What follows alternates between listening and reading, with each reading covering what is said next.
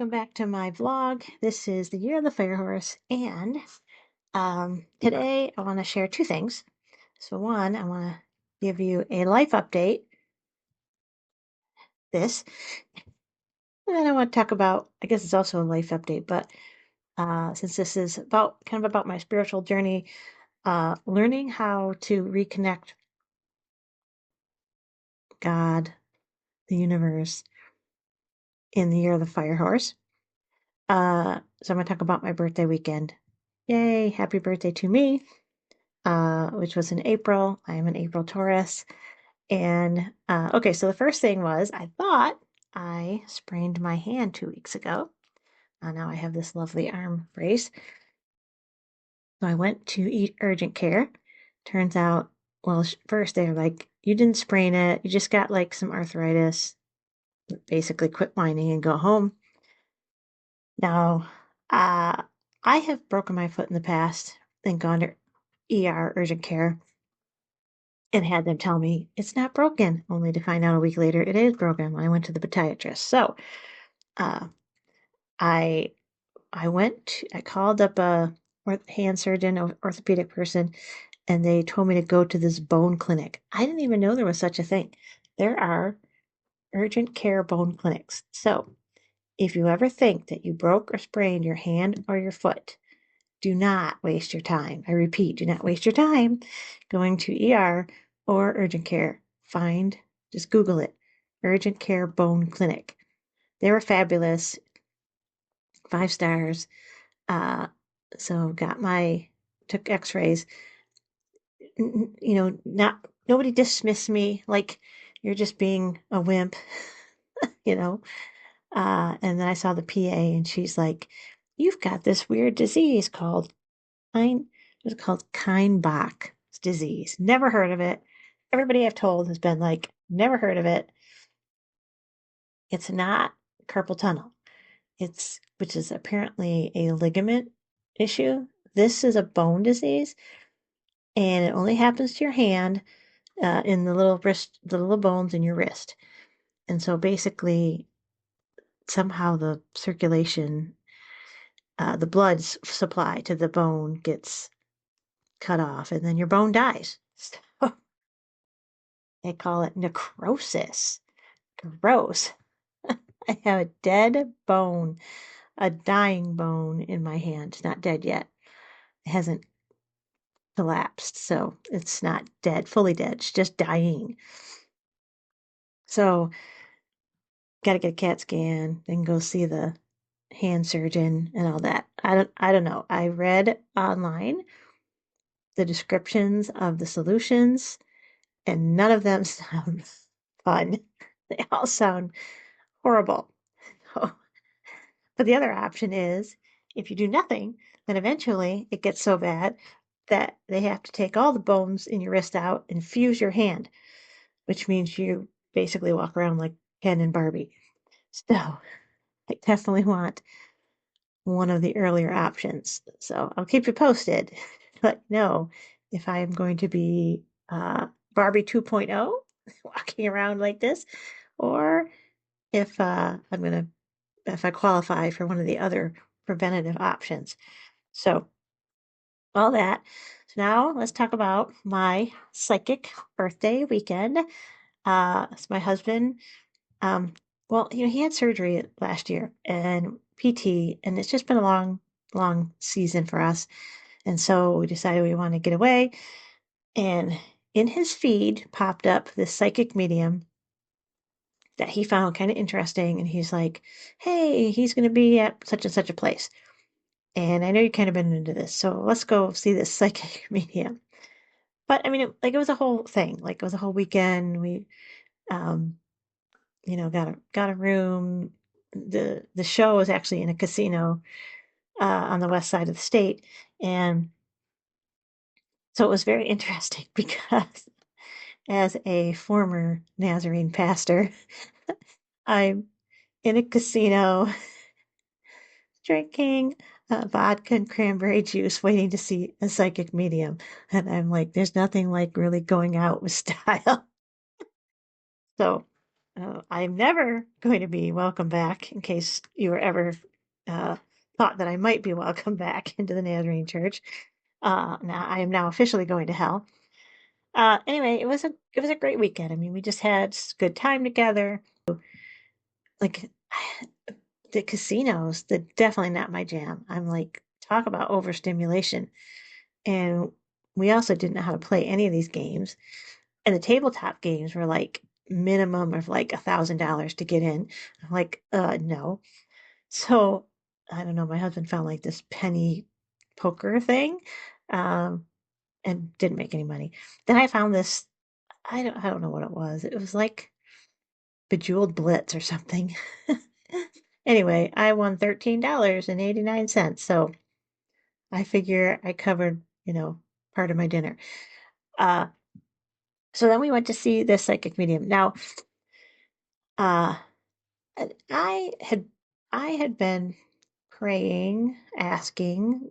I'm like, it would be really cool if Rob's dad showed up. Um, for a lot of different reasons, right? Rob and his three brothers were with him when he died. Because it was 15 minutes before our church service started, I was preaching when he was dying. So, anyway, just a lot of stuff there. So we get there, and Rob didn't expect anything. And I'm not going to tell his side of the story because that's his story to tell. He was just curious and wanted to see what something like this would look like, right? And so, long story short, Rob got Rob got a reading. Like his dad showed up. Now, if you've never seen any of these, if you've never been to one of these shows or watched one, you've got a room full of people. So there's like, I don't know, 300, 400 people there. And like only a handful of people get like some kind of a reading, like 10 to 15 people at most. And so pretty much the whole room is there hoping that something's going to happen. And so just to be one of the people who got a reading is interesting.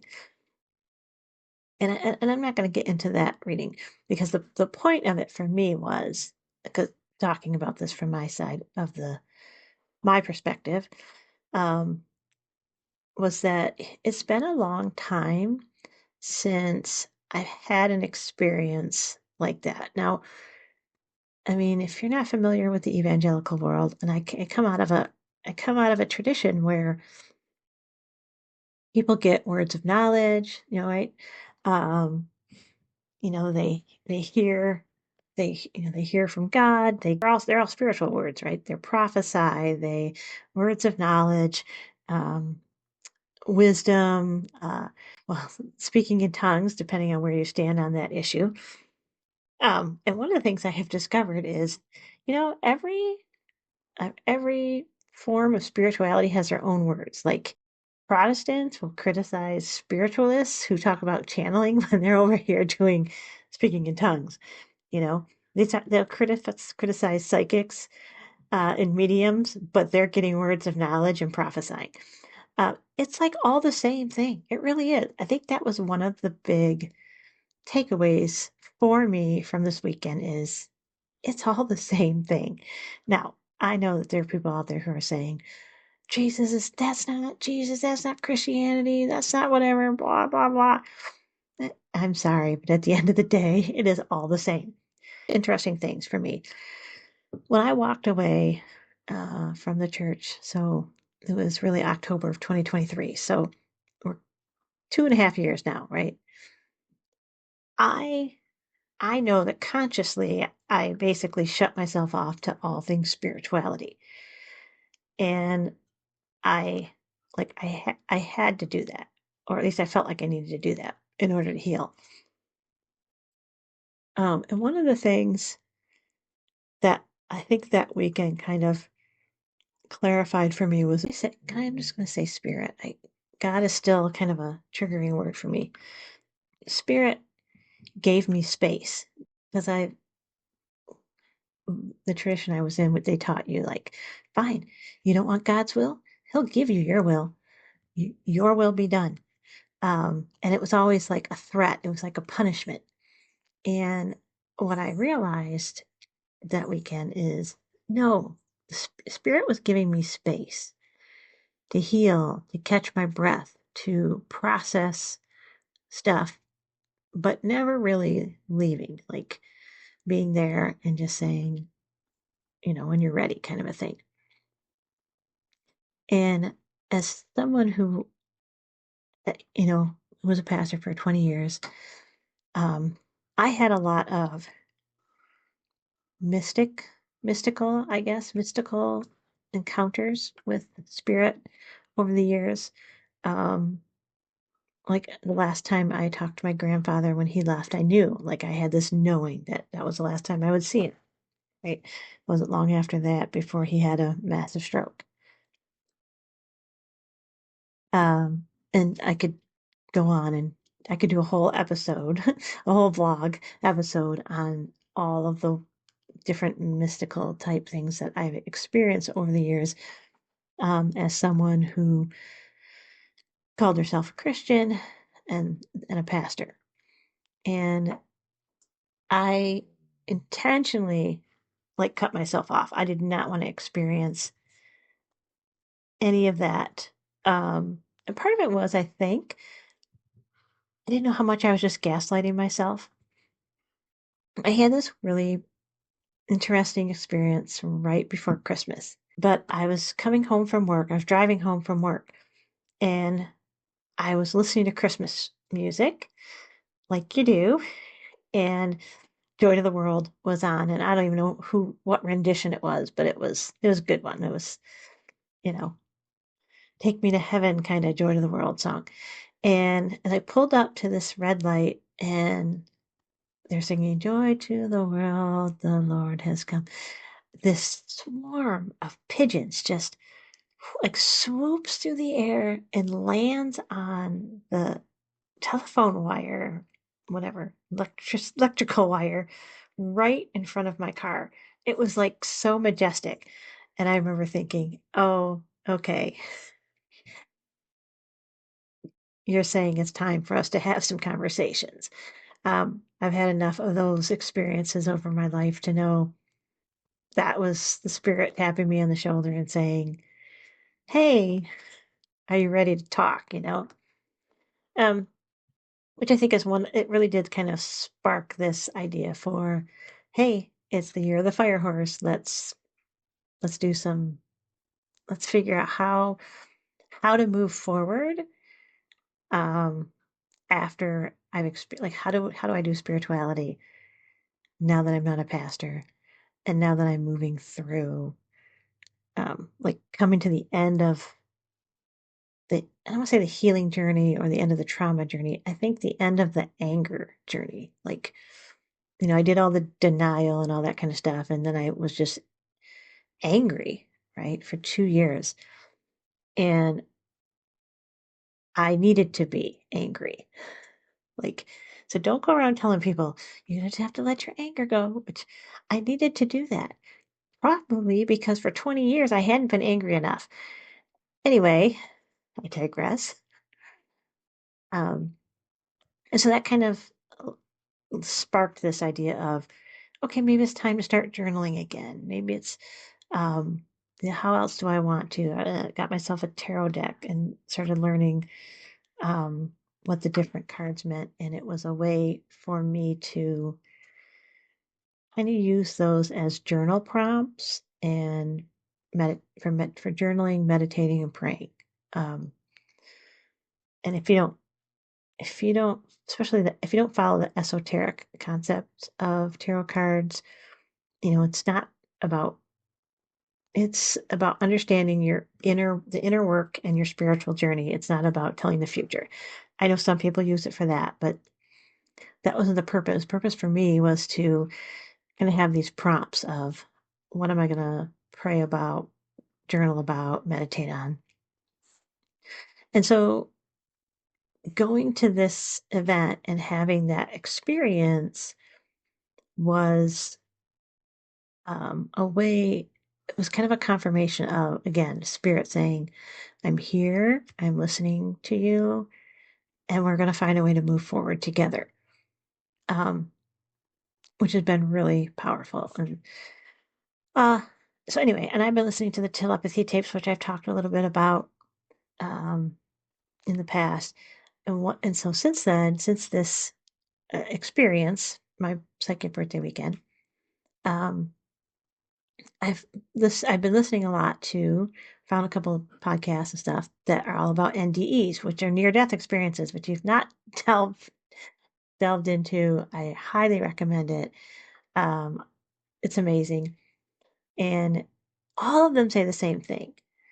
They'll say that they encountered, and they'll say, I don't want to say God because the word God is too limiting.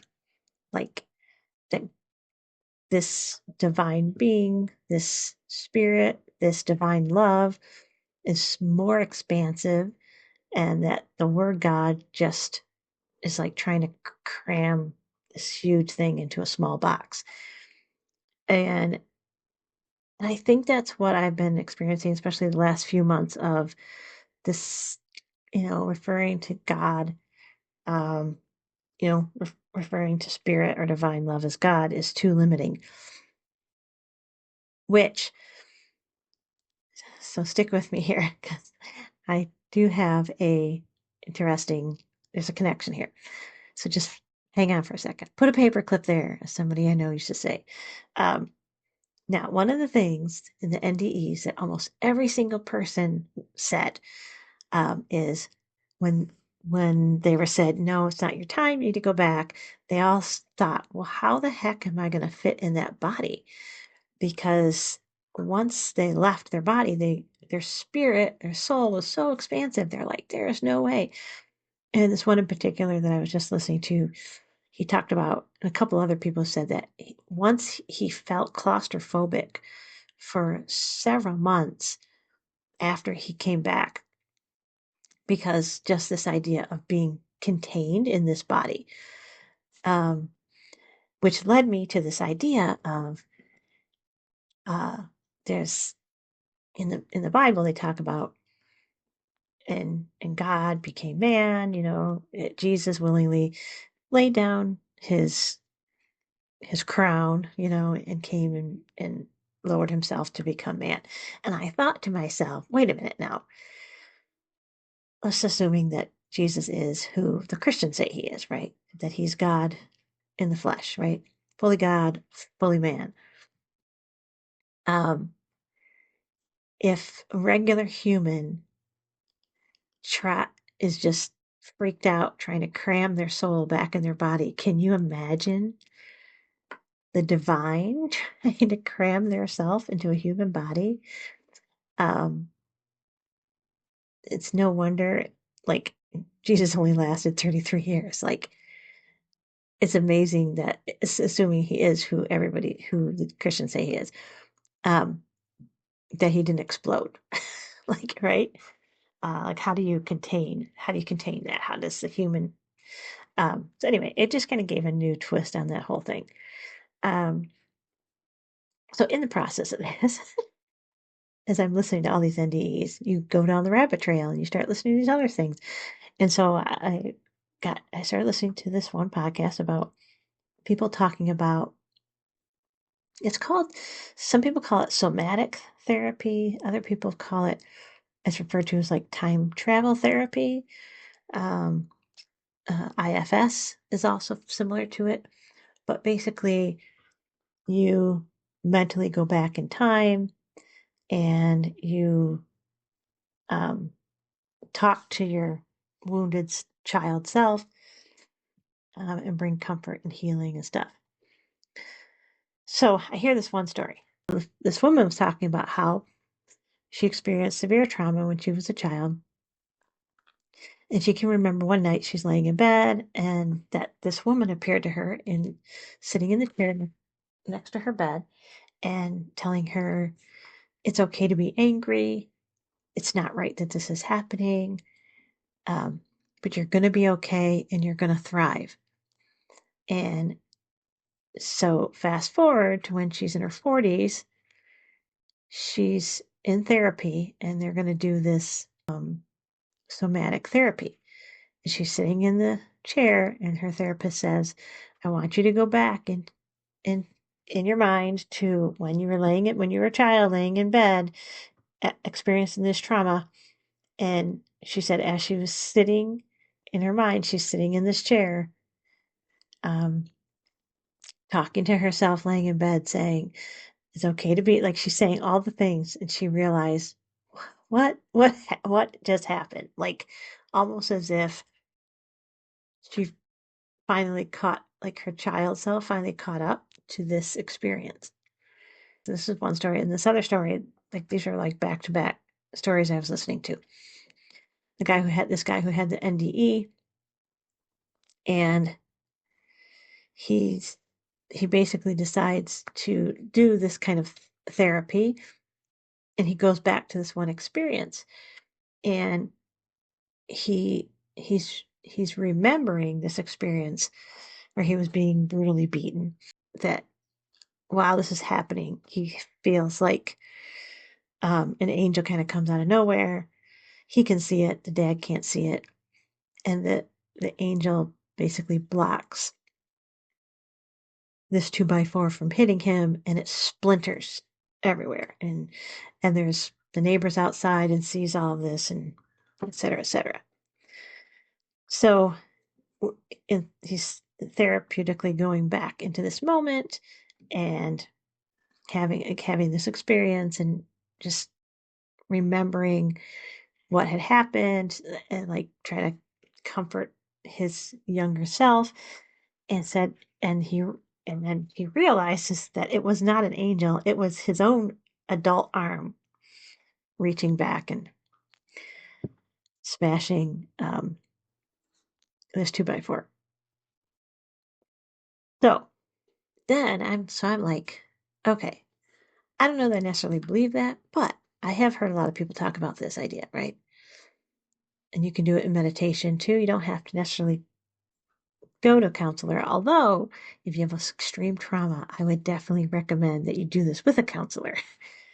Anyway, so I decided to do this with one of my, let's just say, traumatic board meetings I had in the past. Angels that showed up, and I didn't show up and like, you're gonna be okay. You're gonna none of that, right? But what did happen was I got to really say what I wanted to say to every person around that table. And not like necessarily in an angry way, but in an honest, authentic way. And it really, like, when I was done with that meditation, it really changed me. Now, I don't know, maybe one of them will call me up and be like, you showed up in my dream. I don't know. But that's not the point. The point is, for me, it helped set me free from the thought loops that happen, right? The thought loops of, man, I wish I had said that, or I wish I had done that, or whatever. But to actually go back and to calmly and authentically say what I needed to say to every single person is what set me free. And it wasn't even, I forgive you, I forgive you, I forgive you, right? Because that's what all the Christians want you to do. Well, you've got to forgive if you really want to move on. No, that is not what I said to them. Several of them, I said, you're better than this. You're better than this. Do the right thing. Um, so anyway, that's my psychic weekend. And yeah, I'm feeling a lot better. I'll let you know if anybody has any crazy dreams or any angels show up. None so far. But um, I just encourage you to use the things that you have at your disposal. Also, if you ever think you broke your hand or your wrist or your ankle, find an urgent care bone clinic. So